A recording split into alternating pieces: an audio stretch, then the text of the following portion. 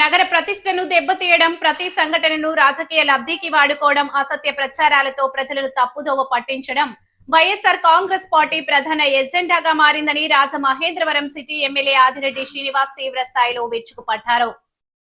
స్థానిక ముద్రగడ ఫంక్షన్ హాల్లో నిర్వహించిన మీడియా సమావేశంలో ఆయన మాట్లాడుతూ అభివృద్ధి, సంక్షేమం, ప్రజా సమస్యలపై చర్చకు ఎప్పుడూ సిద్ధంగా ఉన్నానని, కానీ వైసీపీ మాత్రం వ్యక్తిగత దూషణలు, అసత్య ప్రచారాలతో రాజకీయాలు చేస్తుందని విమర్శించారు. ప్రతి ఘటనను కూటమి ప్రభుత్వంపై నెట్టేయడమే వైసీపీ పనిగా పెట్టుకుందని, రాష్ట్రంలో లేదా నగరంలో ఏ చిన్న సంఘటన జరిగినా వెంటనే సోషల్ మీడియాలో పోస్టులు పెట్టి కూటమి ప్రభుత్వాన్ని దోషిగా చూపించే ప్రయత్నం చేస్తోందన్నారు. ప్రజలు అమాయకులు కాదని, వాస్తవాలు ఏంటో తెలుసుకునే స్థాయిలో ఉన్నారన్నారు. 47వ డివిజన్లో జరిగిన ఘటనలు, వాటికి సంబంధించిన ఫోటోలను ప్రదర్శించారు. సింహ వెంకటేష్, బుడ్డిగ రవి మాట్లాడారు.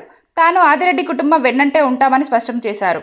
AP Chettibalija corporation chairman Kudupudi Satyababu, కూటమి నాయకులు రెడ్డి మనేశ్వరరావు, పిక్కి నాగేంద్ర, కడియాల వీరభద్రరావు, అడబాల రామకృష్ణ, బుడ్డిగ గోపాలకృష్ణ, కురగంటి సతీష్, చెల్లుబోయిన సూర్యనారాయణమూర్తి, సింహ నాగమణి, చింతపల్లి నాని, కడియాల వాసు, మూసిని బాబురావు, 40వ డివిజన్ పెద్దలు పాల్గొన్నారు. అంటే ఈ వ్యక్తి వైసీపీ పార్టీకి చెందినవాడు. ఈ వైసీపీ పార్టీకి చెందిన కార్యకర్త మహిళ పైన దాడి చేసింది. దీన్ని పోస్ట్ ఏం పెట్టారు? రాజమండ్రిలో శాంతి భద్రత. అరే బాబు, శాంతి భద్రతలకు ఇబ్బంది కలుగుతుందే వైసీపీ పార్టీ వల్ల. నీ కార్యకర్త దాడి చేయడం ఏంటి? నీ పేజీలోని నువ్వు పోస్ట్ చేసుకోవడం నీ కార్యకర్త మీద. మరలా తిరిగి కూటమి ప్రభుత్వంలోని శాంతి భద్రతలు రాజమహేంద్రవరంలో విఘాతం. ఏంటి చిల్లరి రాజకీయం? బహుశా నీకు వాస్తవాలు తెలిసే ప్రజల్ని మభ్యపెట్టడానికి ప్రయత్నం చేస్తున్నావు, లేకపోతే నీకు నీ కార్యకర్తలు ఎవరో నీకే తెలియదు. నాలో క్లారిటీ ఉంది, చిత్తశుద్ధి ఉంది. సమస్య అయినంటనే ఏ పార్టీ వాళ్ళైనా కారణమైన వాళ్ళపైన నేను చర్యలు తీయించానా లేదా? 307 పడ్డాదా, 324 పడ్డాదా? Hence I'm clear. నేను స్పష్టంగా ఉన్నాను, క్లియర్గా ఉన్నాను. నా సిద్ధాంతాలు లోబడే పనిచేస్తున్నా. నీ సిద్ధాంతాలు ఏంటి? నీ వైసీపీ పేజీలో వేసి అరగంటకి తీసి మళ్ళీ బేరాలాడి నువ్వు వస్తావా రావని మాట్లాడి నీకు ఈగో హర్ట్ అయ్యి పట్టించుకోలేదు కాబట్టి, చీకొట్టారు కాబట్టి మళ్ళీ పోస్ట్ పెట్టి, అంటే ఫోన్ కాల్స్ అవాస్తవా లేకపోతే చేయడం అవాస్తవా? ఎందుకు ఈ రాజకీయాలు? మనందరం ఒకటి,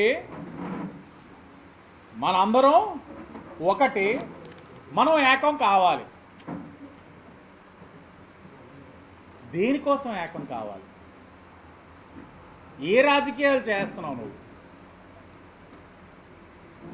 ఏకం కావాలన్నవాడు ఈ 2 సంవత్సరాలు ఓడిపోయిన తర్వాత నీకు గుర్తొచ్చిందా నీ సామాజిక వర్గం?